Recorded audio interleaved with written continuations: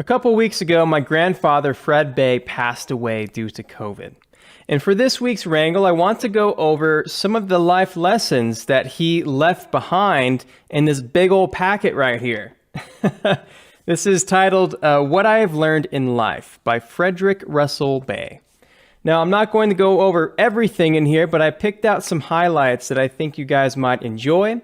And hopefully this does a good tribute to my grandfather, Fred, because he was a really great dude who thought very deeply about principles and values that served him really well in life.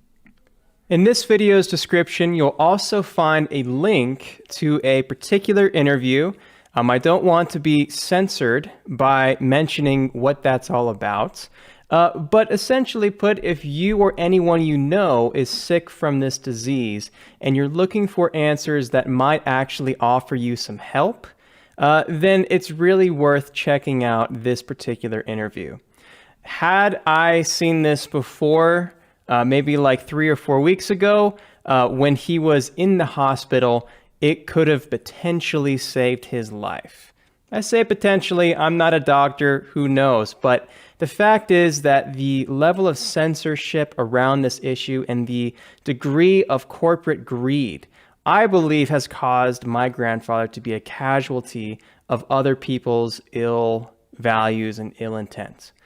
So, without getting too much further down that particular road, check out that link. Hopefully, through better knowledge, through better conversation, and through freedom of speech, we can actually extend our knowledge past where it is now and potentially save our lives or the lives of people around us that we love.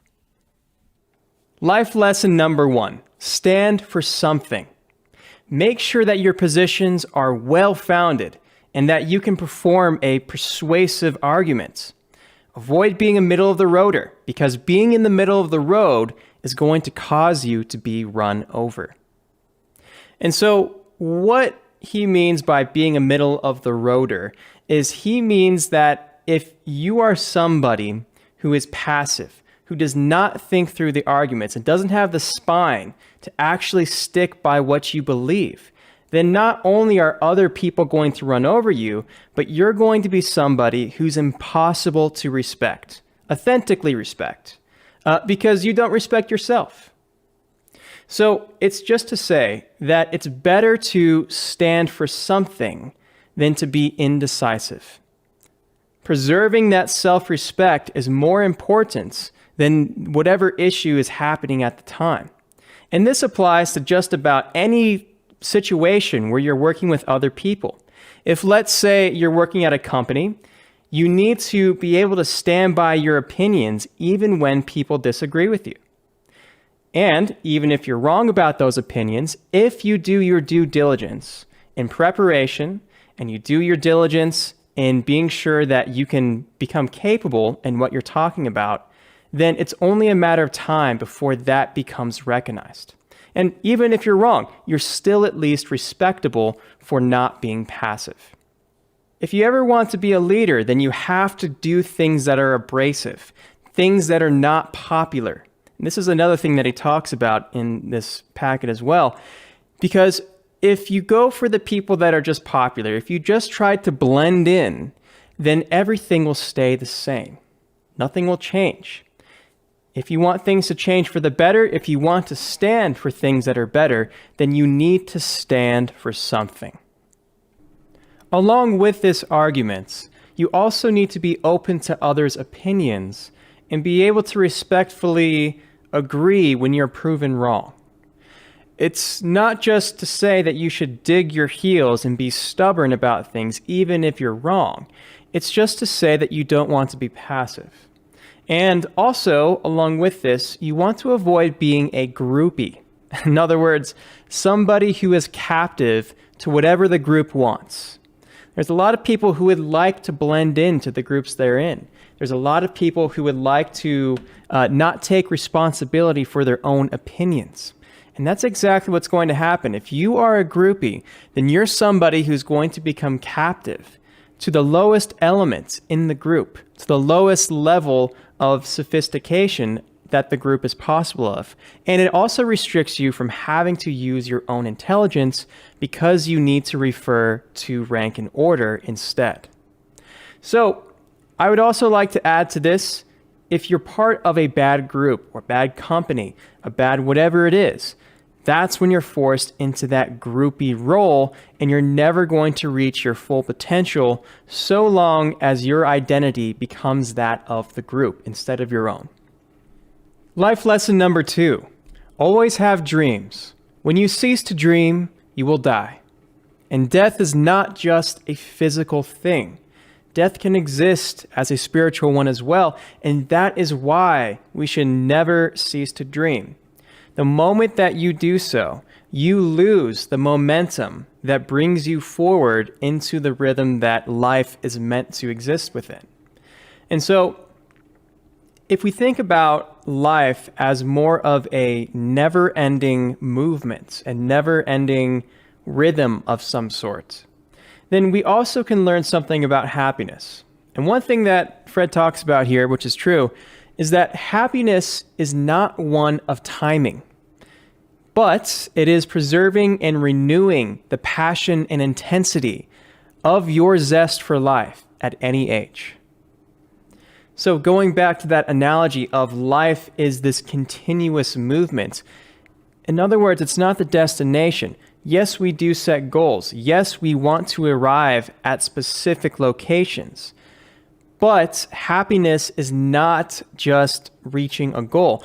Like you said, happiness is not one of timing. It's not one of, I'm going to be happy one day when I reach my goal. It actually happens during the process. It's not about the destination. It's more about the journey, right? We've kind of heard that before, but it's very, very true when we talk about our spiritual life and spiritual death.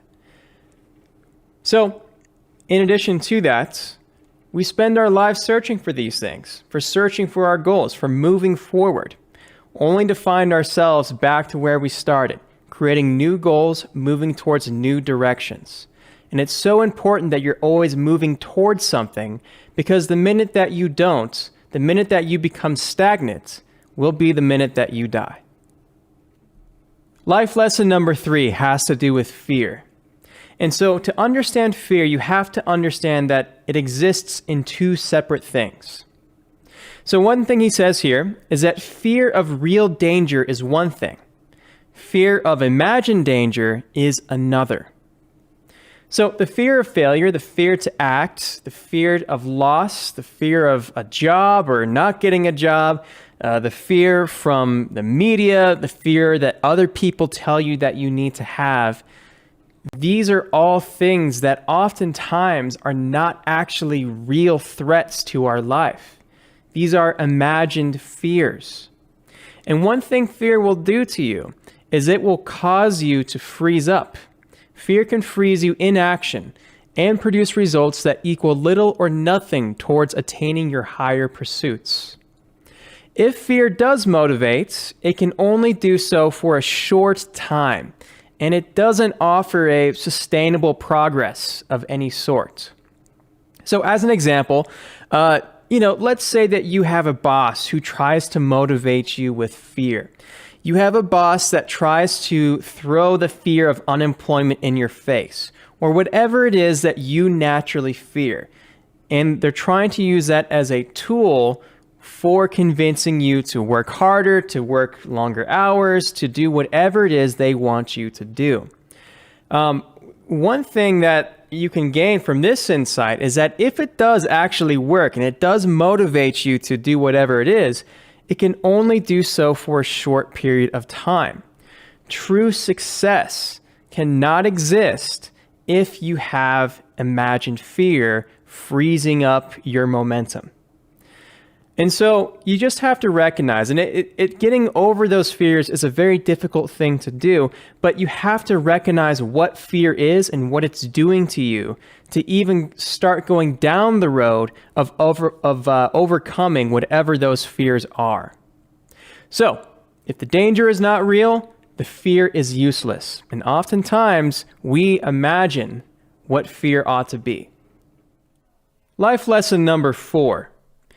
It's very difficult to feel good towards other people until you first feel good about yourself. And so you hear me talk about this a lot, and it's very true. If you don't respect yourself, other people won't respect you. In addition, if you don't respect yourself, you're going to have a hard time respecting other people as well.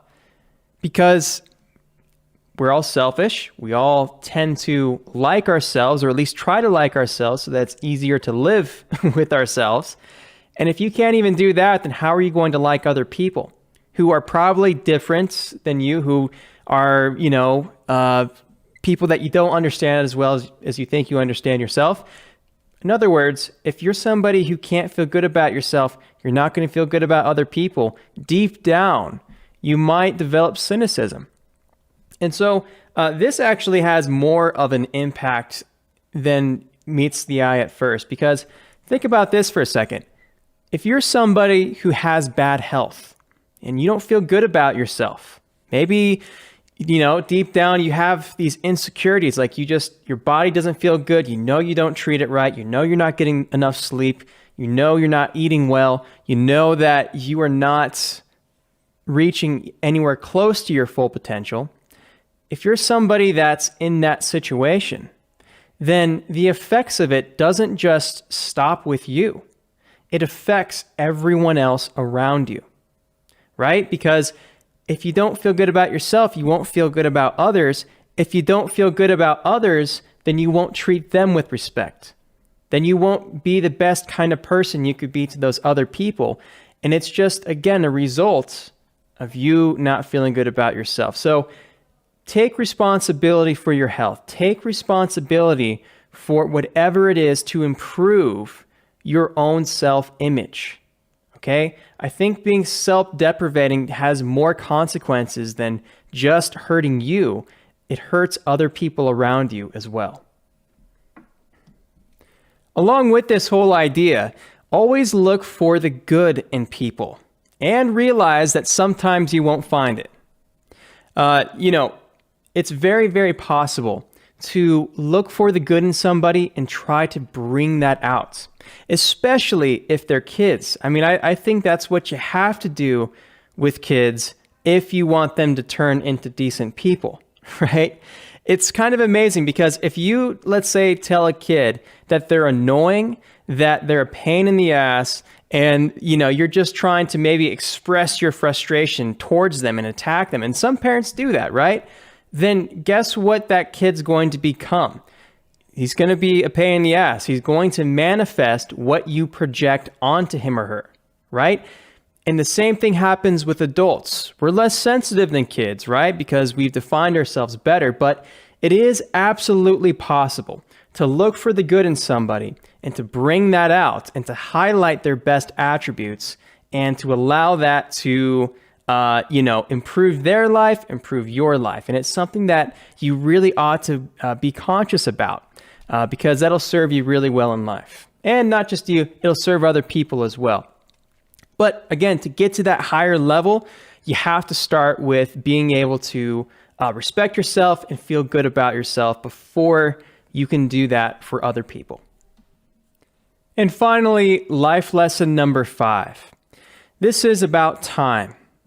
The cautious live only in the past, where there is little fear of change or loss.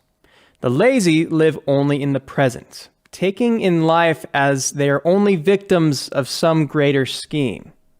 The dreamer lives only in the future, envisioning what goodness might be just around the corner, while becoming oblivious to what they already possess. The fulfilled person is one who lives in all three, appreciating what has been, enjoying what is present, and having the hopes and dreams of a better tomorrow. We all have our preference on which one we like better. Some of us like the past better because it's more secure, because it's more predictable. Some of us like the present better because the present allows us to not take responsibility for the past and to not worry about the future. And it's a place where you can have more fun. And it's a place where you don't have to be burdened down by everything else. And some of us like to live in the future, where we dream up new possibilities. But all of them have problems in isolation. And if you know which one you prefer, then you know how to counterbalance your natural disposition in a way that will allow you to become a more fulfilled person. So, understand yourself, understand the role that past, present, and future has in your personality, and learn how to understand yourself better through, integration of the things that you would less prefer to acknowledge. A dream without action will remain a dream. And so I hope that you take all of this stuff that we talked about today. I hope that it enriches your life. I hope that this brings you closer towards that momentum, which puts you in line to your greatest potential and towards your life's purpose. We don't really have a lot of time while we're here, so make the most of it. Love the people around you as much as you can and as authentically as you can. Also, try to respect yourself. Try to not be frozen by fear. Have the courage to stand for something. And if you do all of these different things, even if you fail at making money, even if you fail at relationships, at least you're left with the peace of mind, knowing that you took responsibility for who you are. And that's something that my grandpa definitely exemplified in his life. So anyways, love you, Grandpa. This one's for you. And I'll see you in the next Wrangle.